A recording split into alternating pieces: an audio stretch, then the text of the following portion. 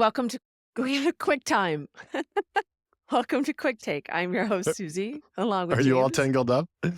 I was all tangled up and yeah, literally and I was enjoying figuratively. watching that go down. I'm like, oh my Oh my gosh, gosh. she's all tangled up.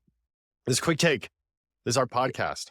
This is. And this is our 100th episode. I feel like it might be, well, it's definitely 100th. I don't know that it's 200. I feel like we've undone and redone a few here and there. Gal, I do not feel like an expert at this by any means, but do you know that most podcasts, like the majority of podcasts, they only record, I don't even think it's 20, and then they No, stop. really? And what's funny about podcasts is they don't go away. Like you Yeah, can't that's just go true. in and delete them because you have no control over it. So those ghost Live episodes. forever.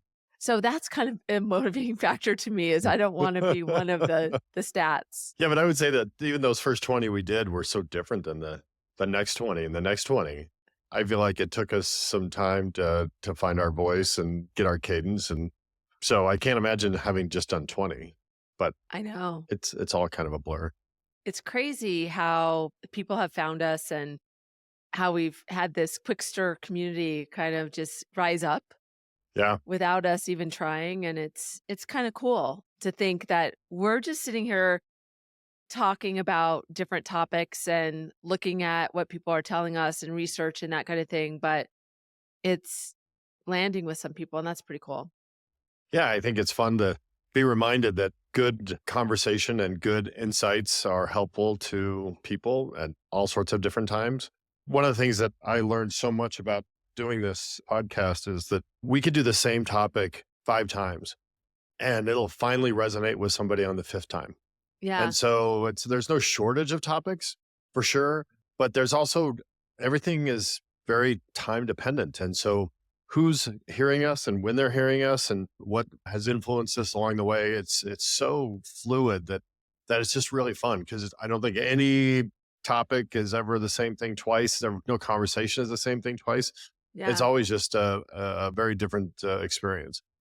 Well, let's just keep going on that. I have a Yeah. suggestion. Let's put some structure around what we're doing Yeah. and what we're going to give to the audience today is what are some of the things that we know people have learned or Right. that we've heard that people get from this? And then let's talk about I don't know if it's 3 things, but what are the biggest learnings that you've had as an individual? Because I think that relates to our professional journey.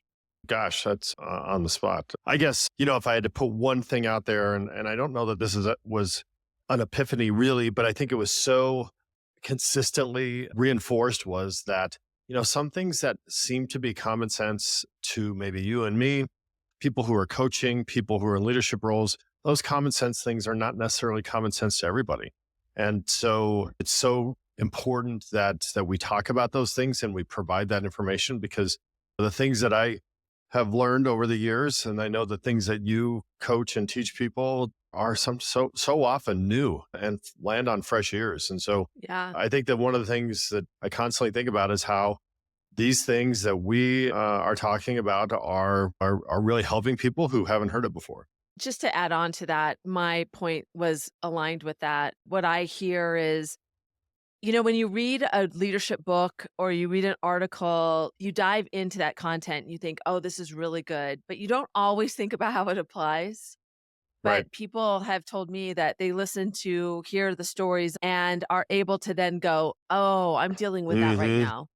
Right, And really right. see it because so often we don't live it. And it's so hard to live it because we think that our experiences or our examples are not applicable, but they really are. Right. And I think it's important for us to remember that people will need to hear these stories and really to find that information that applies to them. I think it's constantly amazing that, we'll be at a conference or we'll be speaking somewhere or I'll be at somewhere and somebody will come up to me and tell me how great episode, 74 was and how much they got out of it. And it's always super interesting.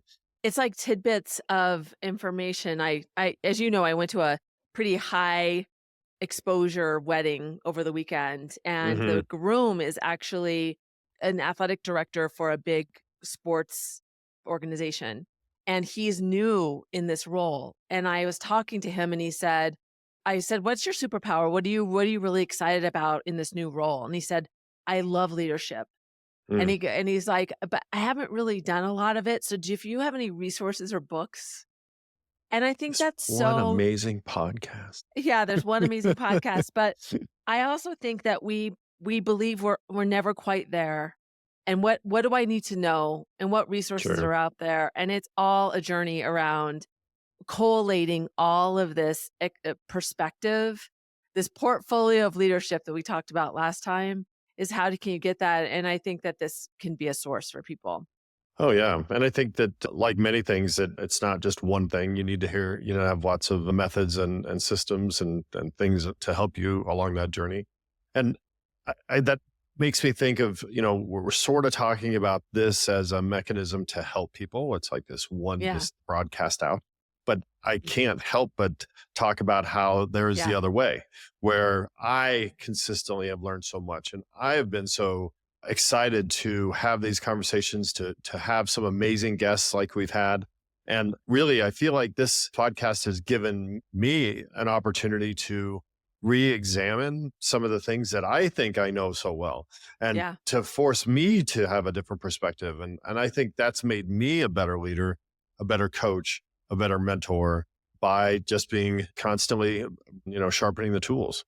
Yeah. And it's like when you always say, try to do something before you're ready and ask to Uh-huh. do something even if you don't think you have the experience or exposure to do it. Right. Just do it. And I will say I like how you said that. Have found voice of my opinion because Right. you have to when you're being recorded, you're on the record, quote unquote. And so you want to have a smart perspective or a thought out, I should say, a thought out way of looking at your perspective. And so it's forced me to show up, but also to show up every week. I can't say we feel like, do we have the knowledge to do this? Do we have the expertise? Not always, but we're just kind of being who we are. And Right. it's been like every time we do it, you get a little bit more comfortable. Oh my gosh, now you're saying it that way, and now I'm feeling wildly insecure. Like, Well, well, good. I'm shoot, glad I I could do don't that for oh, you. You're no. welcome. Oh my gosh, yes. I don't know, it is hard, though. I mean, when I think of it at a macro level, it is kinda wild. I mean, I remember the first few episodes, I was super uncomfortable with the Yeah. fact that this would be out there and uncontrolled and unchecked, and anybody could see it. I don't do social media. I am not out on the gram or anything along those lines, and so it just isn't my thing. And so for us to do this was a kind of a interesting risk. And so it does take a little bit of thought and courage, but also, if we do the right work and we show up, I think it's something you can be proud of. Yeah. I think another takeaway for me is you show up every week. Like we have a schedule and we have to record because we have to hit the regular Hmm. schedule.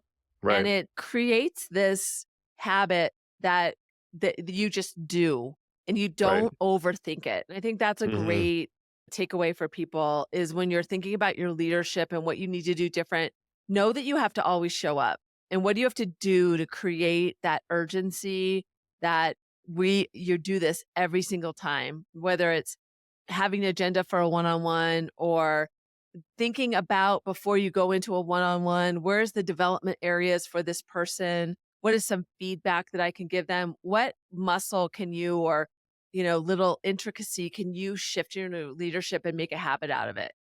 No, I think that's a really great observation, that as you were talking about that, as you and I are both, athletes by nature, that, it is like once you get into that cycle of going to the gym or doing a workout on a regular basis, you really don't think about it. And so, yeah, certainly we have gotten into a cadence here, which has been beneficial. But at the end of the day, the more meta thought is, as a leader, leadership is all the time, right? Yeah. You have to show up. And you can't be a leader on Thursday and then one of the boys on Friday and then on a Monday phone it in. You are the leader, whether you're leading or not. You are in charge, or you are seen, or you are in front of the audience, whether you want to be or not. And so it is something you need to realize and work on that muscle. You should be Yeah. forward thinking and thinking about leadership in the way that you show up all the time. So we talked about what some people have gotten out of it, what Hmm. we've gotten out of it. And let's talk a little bit about where we're going because you and I have Right. talked about what does this look? Because as you're doing this, as we talk about this muscle, the other thing that happens is you want to have this structure and you want to Right. always show up the same way. And we want to have structure so people know what they're going to get when they get here. But we also But want to, yes, but we don't want to become this stale, we always do it this hmm way. Let's be real.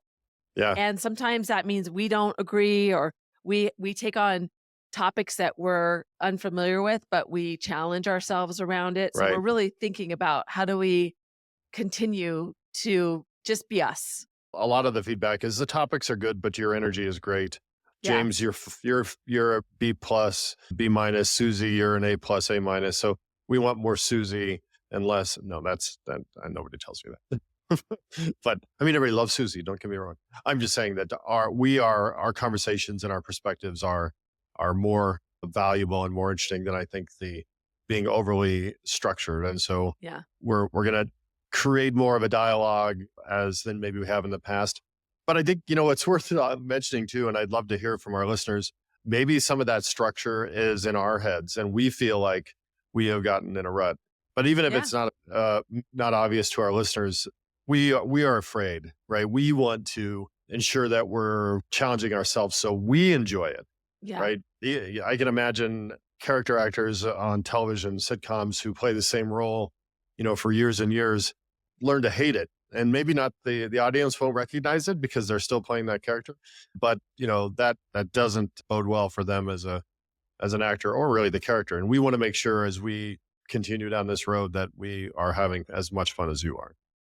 And we want any feedback. But if we go back Yeah. to the core of why we started this, we talked about we answer the questions that are on the minds of executives everywhere. Right. So we want Right. to know what's on your mind. We'd love to hear from hmm you and tell us Right. like, what you don't. If you want more of this or that, we don't care what it Right. is. We would Yeah. love to do it. But I also have to say, this magic, the way this gets all pulled together is not just us. It's our Right. great partner, Taryn, hmm who puts together helps us with strategy, puts together all the creative and edits everything and takes out Right. some of our ums and Right. stuff, which is so helpful. So she makes us look good. So we appreciate her.